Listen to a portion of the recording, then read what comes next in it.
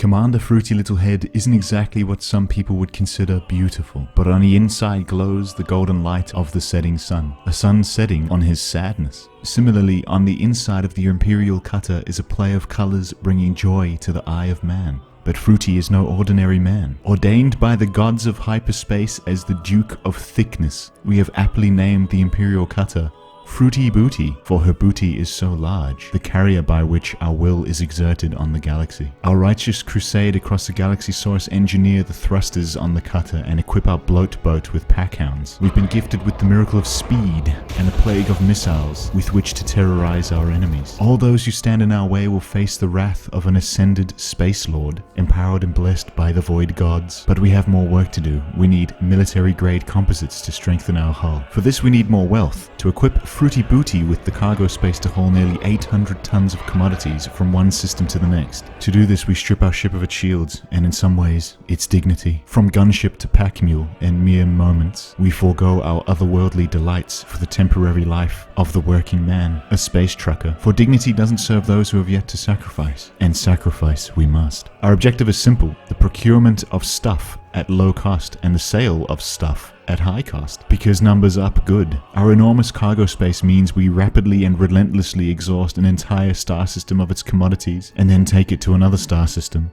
which in turn is exhausted of its wealth. This only takes a measly 5 to 10 minutes per trip, netting 20 million plus credits at a time. Entire economies collapse at the sheer moving power of our ship. A surplus of commodities so vast and a deficit of wealth so deep that generations to come will pay for the spending of these governments with a famine to span a millennia. Our willpower the conduit by which we deplete entire star systems of the wealth and move on. The people give of themselves all they have so that Commander Fruity may partake of them, all their life savings. I'm sorry, little ones. Your suffering will not be in vain. I'll remember you. We move like a plague of prosperity into Imperial systems. We store 800 tons of bio-waste into the cargo racks. For one man's poopy is another man's treasure. I accidentally plot a course to the wrong system, and though I bring the blessings of bio-waste, the station is not buying. Impudence! I have a schedule to keep, and every moment I spend lugging this cargo around to sell off somewhere is a moment spent not earning credits. So I decide to give back to the people, in the form of a shower in the spirit of giving. 800 tons of bio-waste is jettisoned. But the unthinkable happens. I'm speechless. If you can define the value of charity, then these fines are the result. They just keep coming. Is the Federation so desperate to subsidize the administration with fruity fines? Outrageous. This is a sign. Though our divine journey is known only to Providence, there are forces unkind that wish to stop us. The children of the space station will forever weep at the mention of the name Fruity, a tale of how one man would be punished for his charity. They are showered in bio-waste and celebrated. But if 400 credits are the cost of a mistake, then Fruity would vow to never be mistaken again. From this day forward, he is a man of no flaws, a man of perfection. Our charity ends here. We become an elite trader. We weren't aiming for this, but our extreme dedication to the siphoning of wealth from a multitude of now destitute systems has made us famous. This attracts the attention of the Pilots Federation, an elite group of like-minded spacemen who invite us to their secret lair of Shinrata Desra. Our frameshift drive carries our flawless hero to our new home here at Jameson's Hub. A merchant grants us a 10% discount out of fear that we will eliminate all traces of credits and economy here too. We accept this parlay and take the purchase. This armoring is significantly heavier than our original, but serves to make the cutter thicker. 250% in fact. We never thought this possible. It brings a tear to our eye, that the gods would grant us a bounty this thick. Were it that the galaxy became thicker, we might mistake reality for paradise. But for now we will live in a paradise of our own making.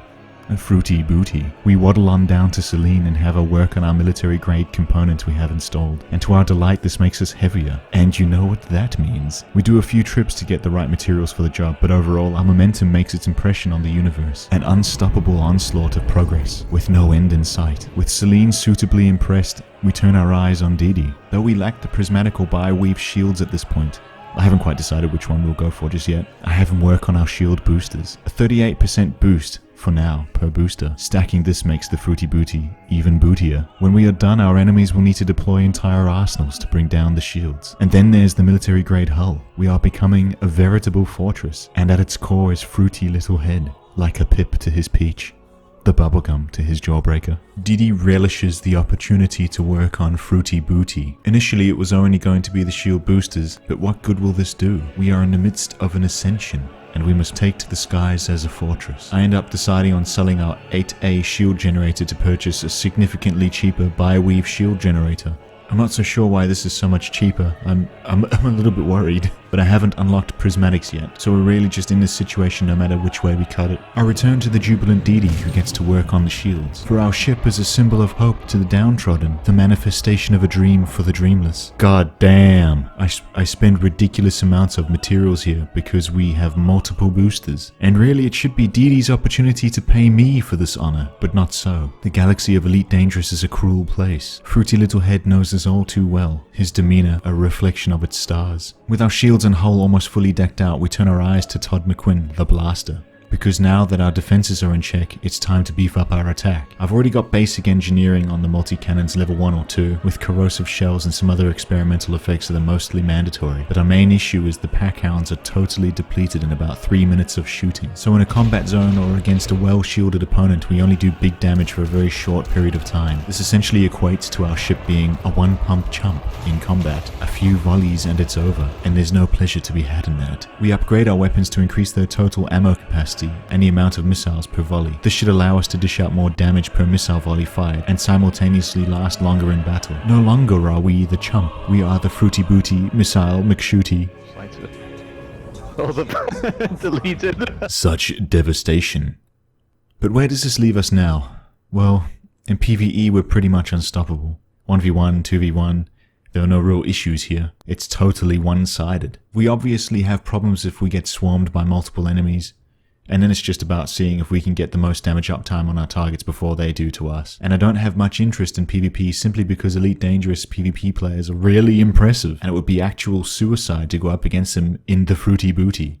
But the show must go on, and I know exactly what we can do to shake up the dance. I want to work on the Guardian grind, to take the fight to the aliens. A Lamau, but update 10 just dropped, and though I was delighted to receive the frameshift drives I earned during the community goal a few weeks back, there was a new bug introduced to the game. Basically, the Scarab SRV only picks up 1 material per scoop as opposed to 3 or more. This means players will be spending a significantly longer time grinding materials that the player base already considers a long grind. Fruity, sad. But this will not deter me. Our climb to the apex will not stop here. We're on our way to the top of the food chain. And cockroaches on the menu. Delicious. What are we if not creatures of ambition? All throughout history, humanity has dreamed and aspired to do more, to be more. We look to the stars and dare to fly. And Commander Fruity Little Head is no different, though he is hindered by stress bombinosis and the big sad. He looks so sad all the time. What's his issue? He too has ambitions to rise above. Take a leaf out of his book. What are you working on? We're working on a secondary zip-around ship for funsies, an Imperial Courier. It takes a long time to come good with these types of projects, but the feeling of accomplishment always overcomes the hardship. This is also true to our lives. Ambition leads to effort, which leads to productivity, which leads to the dark side. No, this... It leads to success. Thanks for watching. If you enjoyed, please consider liking and subscribing. I try to respond to everyone, so if you leave a comment below, I will really appreciate that. Thank you. See ya.